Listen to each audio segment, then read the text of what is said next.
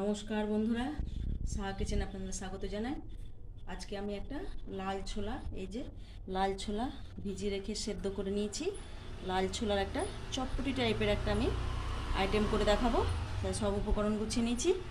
এই যে এখানে টমেটো, হাফ টমেটো কুচিয়ে নিয়েছি, একটা পেঁয়াজ কুচিয়ে নিয়েছি, এইখানে ধনেপাতা কুচিয়ে নিয়েছি, তেজপাতা, শুকনো লঙ্কা ফোড়ন, এখানে রসুন কুচানো, এখানে 4টে কাঁচা লঙ্কা, এখানে একটা সবজি মশলা, হলুদ, কালো জিরে, চিনি, একটু পেঁয়াজ রসুনে অল্প করে মশলা, লবণ, তেল।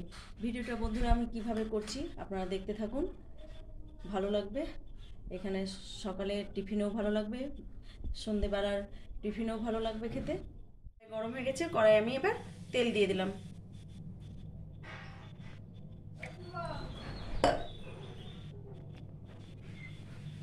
তেলে অল্প করে কালো জিরে,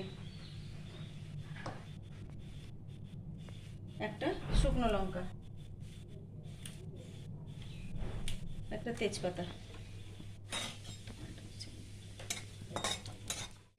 এবার আমি কুচিয়ে রাখা রসুনটা দিয়ে দিলাম।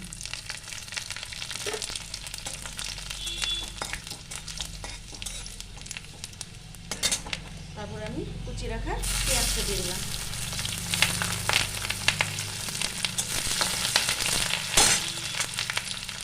চারটে কাঁচা লঙ্কা,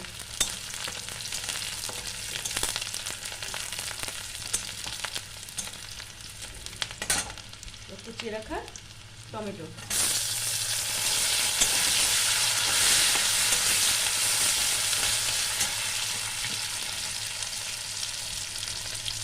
স্বাদ মতো লবণ,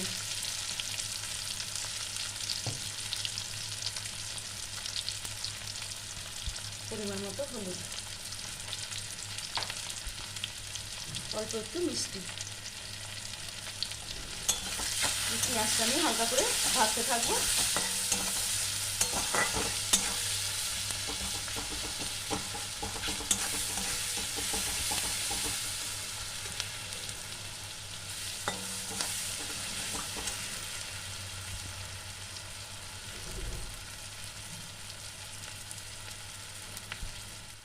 টমেটো সমস্ত উপকরণ বন্ধুরা আমার ভালো মতো ভাজা হয়ে গেছে। এবার আমি অল্প পরিমাণে মশলা, পেঁয়াজ রসুন জিরে লঙ্কা আদা এই মশলা দিয়ে দিলাম।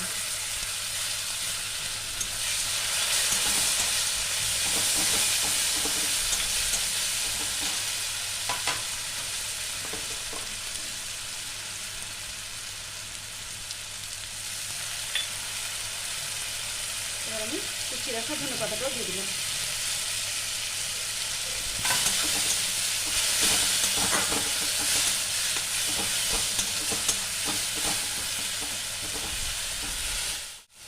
মশলাটা আমার ভালো মতো কষিয়ে নেওয়া হয়েছে বন্ধুরা।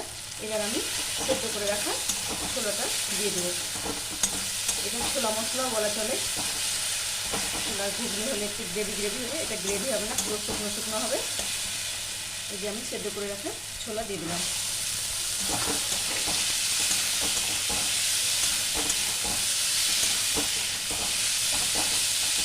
এভাবে একবার বানিয়ে দেখুন বন্ধুরা, খুব সুন্দর লাগবে, খুব সুস্বাদু খাবার।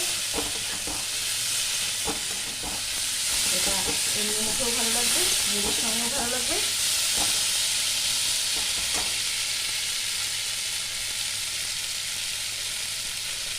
এবার একটু আমি সবজি মশলা দিয়ে দেবো।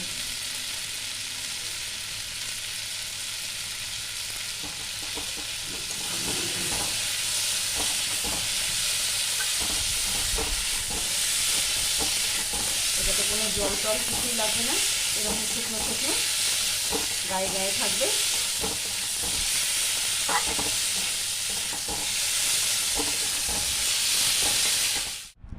দেখুন বন্ধুরা, ছোলে মশলা আমার একদম কমপ্লিট।